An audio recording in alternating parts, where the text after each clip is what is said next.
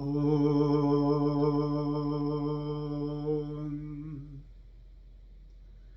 Om.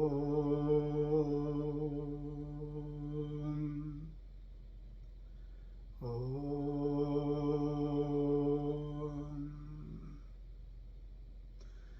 Om Namo Tassa Bhagavato Arahato Samma Sambuddhassa. Om Namo Tassa Bhagavato Arahato Samma Sambuddhassa. Om Namo Bhagavato. Om Namo Tassa Bhagavato Arahato Samma Sambuddhassa. Greetings and welcome back. We are studying this text, Buddhist Thought in India by Edward Conze, and in that part 1 and chapter 3, which is about the marks, meaning the lakshana of our human experience, and marks of human experience, and the perverted views, meaning the views which we carry which are against the lakshana, which causes us pain and suffering. So this is the topic. In that we entered into the perverted views, and there is an interesting statement that came by which said the perverted views are fourfold when we consider the features of the objective world which they distort. So we already see this. This is the basic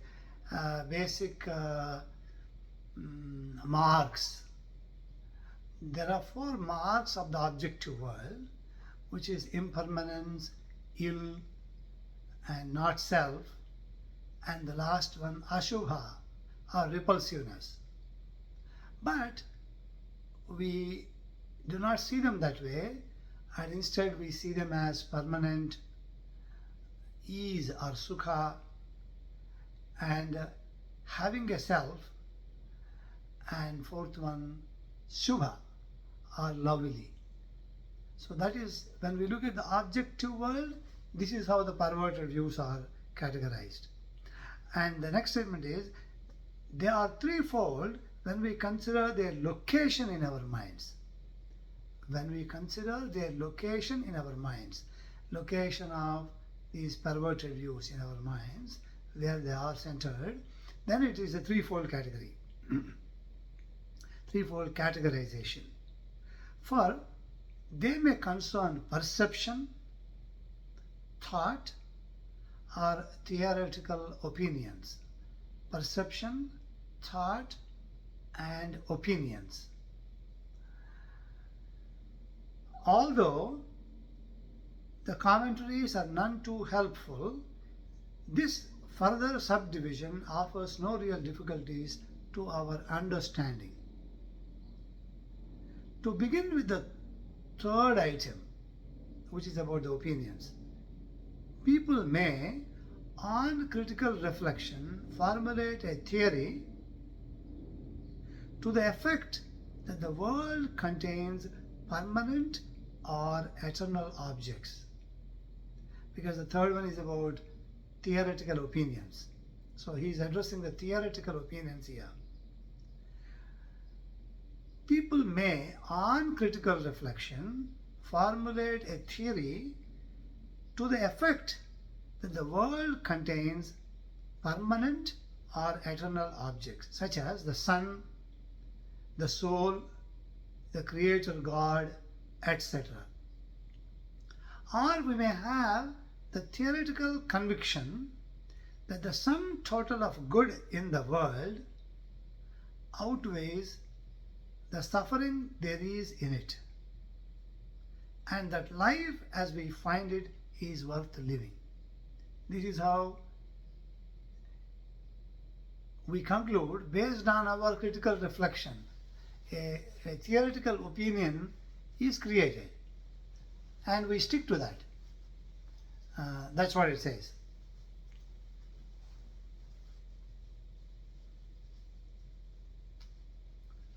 And we continue to live our life with this opinion. All such optimistic philosophies would be regarded as examples of perverted opinion. This is a perverted opinion, as a theoretical opinion. The optimistic philosophies would be regarded as examples of perverted opinion. So what happened is, even though there is suffering, having seen some happiness, we say this life is worth living. So it's a biased view. Many philosophers, rather, instead of going each event separately, we generalize and we consume somehow the pain as well. Many philosophers again maintain the existence of a self as an arguable opinion, and they either assert or imply that in actual reality some objective reality corresponds to such terms as belonging or owning. Even though they are not able to conclude this way or that way, they say, okay, if you say there is no self, that's fine, but there must be some entity, some actual reality of some objective reality corresponding to our feeling of, to the usage of the words like belonging and owning. There must be some objective reality, though they are not able to identify. In this sense, the philosophy of Aristotle, for instance, based as it is on the notion of hyparchain, would be a clear instance of drishti viparyasa.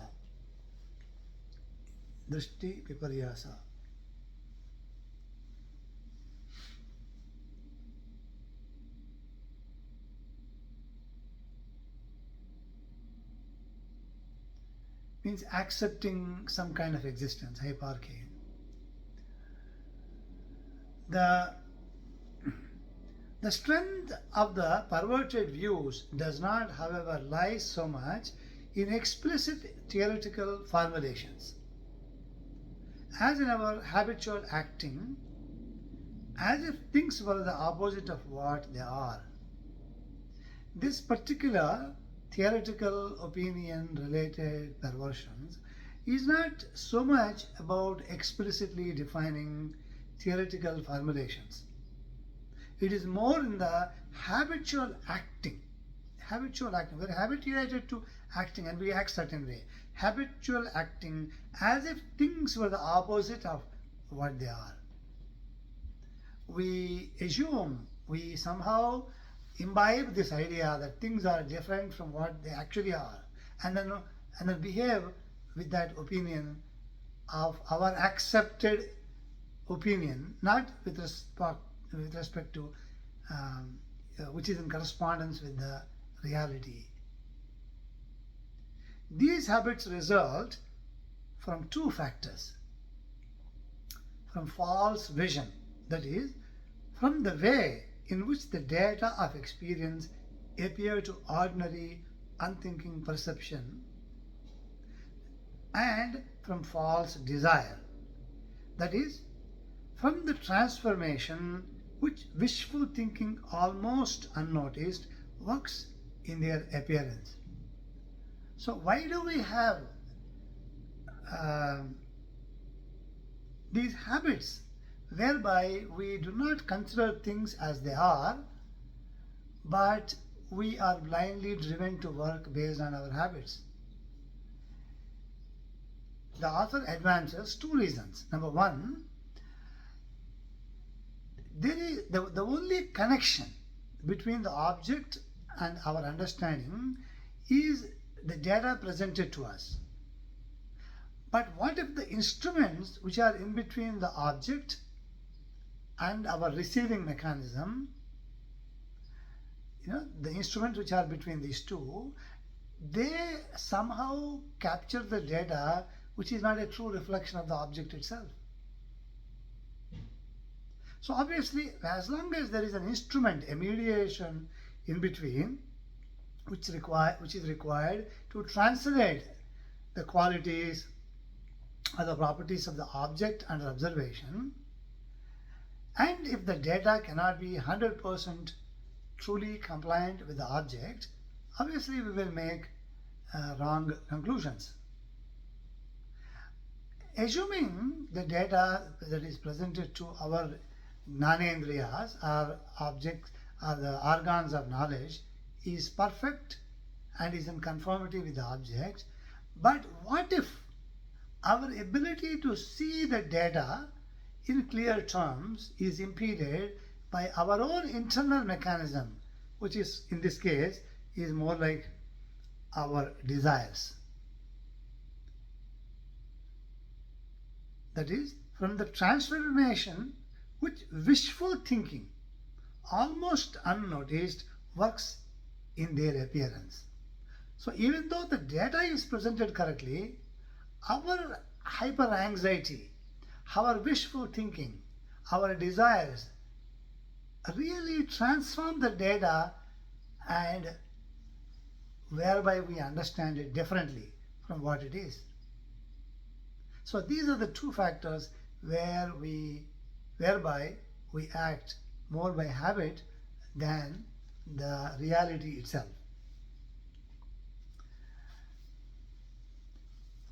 This is about the opinions. Next, perception is perverted insofar as the actual sensory experience often fails to contain a positive perception of the marks of impermanence, ill, and not self. This is another point. Perception is perverted, means perception is corrupted or perception is turned upside down, insofar as the actual sensory experience often fails to contain a positive perception of the marks of impermanence, ill, and not self. Because the eye, which is perceiving, cannot gather data related to the object's impermanence, or it cannot determine by perception whether it is sukha or dukkha, or whether there is an inherent self in that object or not, object of perception. That cannot be gathered by visual perception per se. And similarly, every other perception. Objects frequently look quite static and unchanging. Normally, their perception includes neither their beginning nor their end. We do not see how the object originated or where it is ending. When staring at things in their brutish being,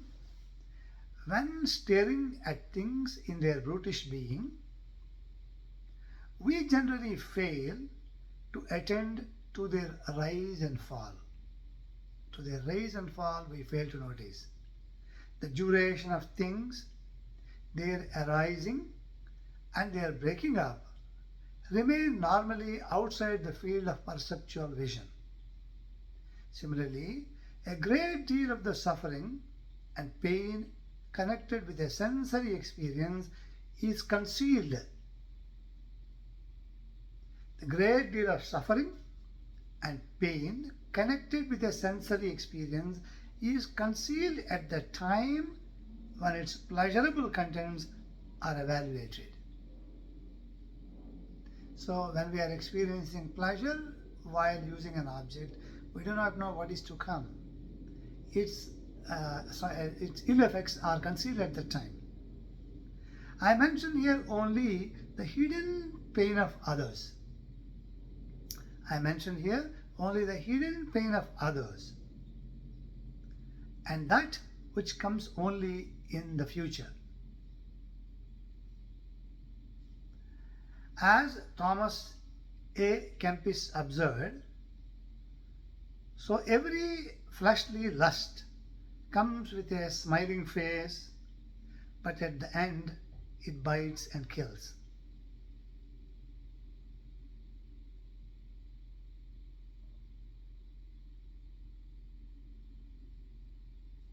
So in the previous sentence, he is referring to two. Hidden pain of others is never known, and what is to come in the future is never known. That's what it means. As Thomas A. Kempis observed, so every fleshly lust comes with a smiling face, but at the end it bites and kills. The mark of not self finally is concealed by the fact that a person appears as one and solid mass. And a great mental effort of analysis is needed to counteract this false appearance. Because each, for example, a human being appears as one whole and complete. So the non-self nature cannot be concluded by what appears. Buddha Ghosha regards inability to analyze the undifferentiated lump, ghana, into dharmas as one of the chief sources of the widespread resistance to the anatta doctrine. This is a very interesting statement. Buddha Ghosha, who wrote the Visuddha Magga, as we were referring earlier, like a compendium or an encyclopedia of the Buddhist Dharma in a very structured, systematic fashion, which one should take a chance to go through so that all doubts are resolved at once. He regards that our inability to analyze the undifferentiated lump, which is a ghana, into dharmas as one of the chief sources of widespread resistance to the anatta doctrine. So anatta doctrine, that is, there is no self. Why people are not able to imbibe easily? Because we are not able to, sitting here, analyze the dharmas individually. We do not experience them in a differentiated fashion. Somehow leave them and only see as a total. Our inability to analyze the undifferentiated lump into dharmas as one of the chief sources of the widespread resistance to the anatta doctrine.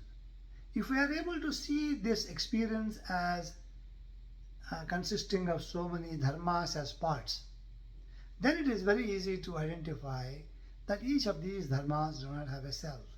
So the whole cannot have a self like that.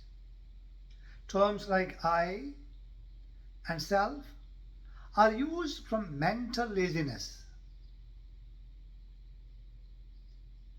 In the same way, we are, in our description of historical events, content to say that Napoleon did this or that, when we are too indolent to enumerate the actual historical causes of a certain event, such as the Code Napoleon.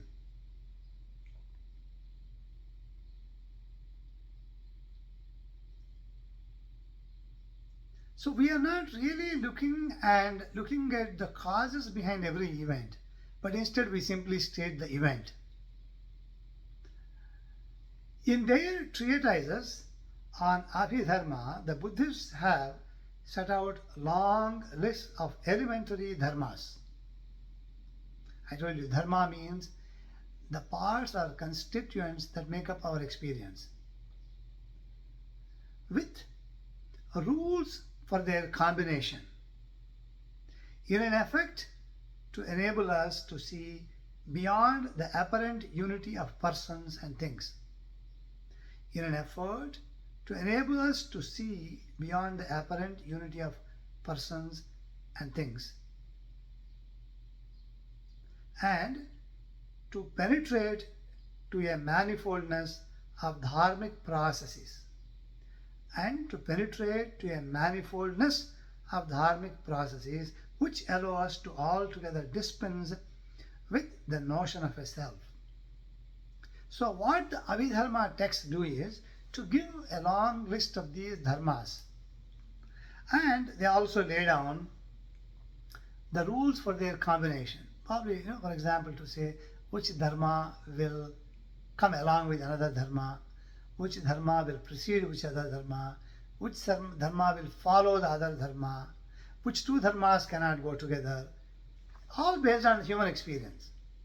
So when these rules are told to us and we are able to look at them in our own lives, it enables us to see beyond the apparent unity of persons and things. What appears to be a person to us, that the notion that is generated by the appearance can be overcome when we are told about the dharmas and the rules which work in their combinations, and to penetrate a manifoldness of dharmic processes which allow us to altogether dispense with the notion of a self. So here the dharmas working together is understood as a process, and it is manifold dharmas. Manifold dharmas means there are many dharmas working together as a process, and there is really no agent which we are calling as a person or a self. That has no real necessity because dharmas are working as a process. We speak of a perversion by thought. Now we completed opinion, and then we came to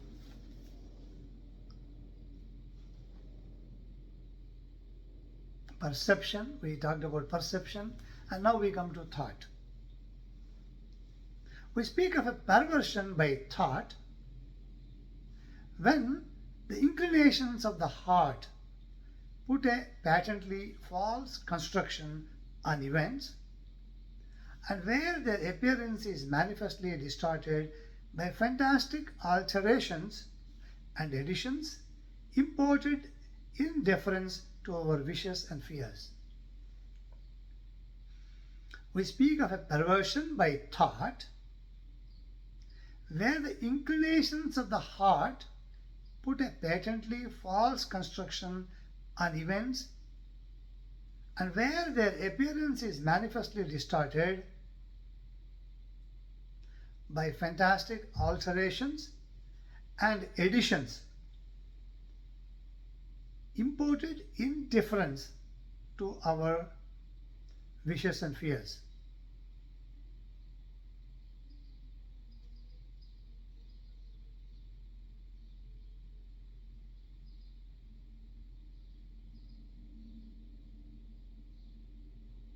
So what here is said is, even though we observe an event, our thought process alters that wherever it finds objections, that it is not as per its expectation, then the thought intervenes, our longing intervenes and starts looking at it differently.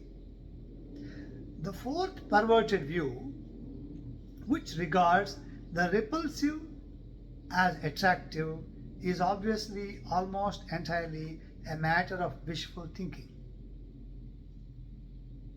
The fourth perverted view, which regards the repulsive as repulsive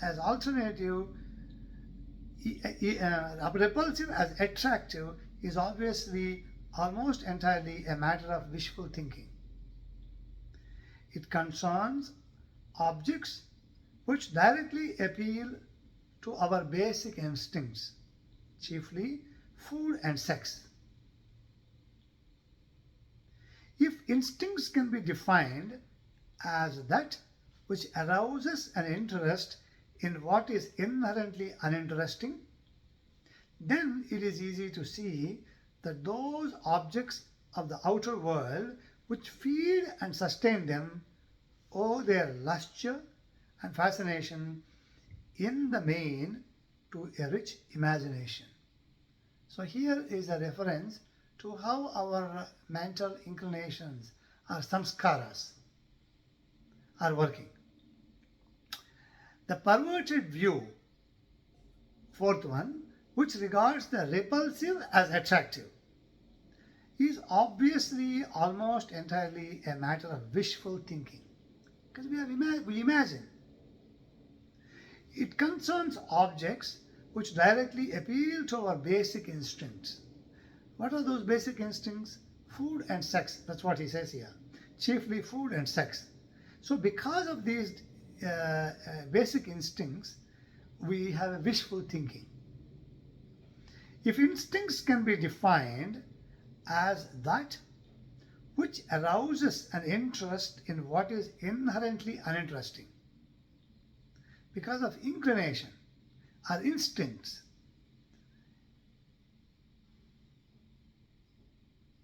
it is instincts which arouse an interest in what is the objects of interest in what is inherently uninteresting. Then it is easy to see that those objects of the outer world which feed and sustain them owe their lustre and fascination in the main to a rich imagination. We see an object and say there is happiness in that. It fulfills your satisfaction of hunger and thirst and lust. So that imagination continues, and then we act on instinct without seeing what really it is seen. The loveliness of the surface of the feminine body, when viewed under the influence of sex hormones, is a case in point. To counteract its temptations, the monks were taught to recall the repulsiveness of the human body. When considered in its entirety, in its functioning, or in its decay. So, the instinctual attraction towards the feminine body, to counteract that, the monks are taught to recall the repulsiveness of the human body, without going into too much of elaboration. Repulsiveness of the human body, how much of filth is in the body, etc. When considered in its entirety, don't look at piecemeal and say this is attractive, but overall this is a body is a real, a repulsive object. In its functioning, what does it do? It excretes so many things. So look at this functioning and in its decay, and imagine how horrific it is to see a body decaying. So by looking at these things, one should overcome the instincts of attraction or loveliness in what is actually repulsive. Monastic circles have always made much of this fourth viparyasa. To it belongs the example which Buddha Ghosha gives of perverted thought.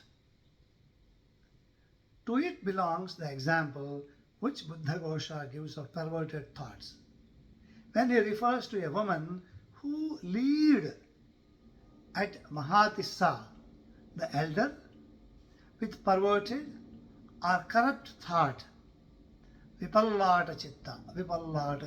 Here he is referring to an example which Buddha Ghosha gives of an event or an occasion when a woman who leered at Mahatissa,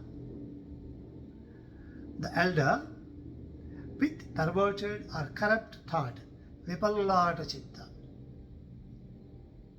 The distorting effect of thought is, however, just as pronounced in the first three perverted views.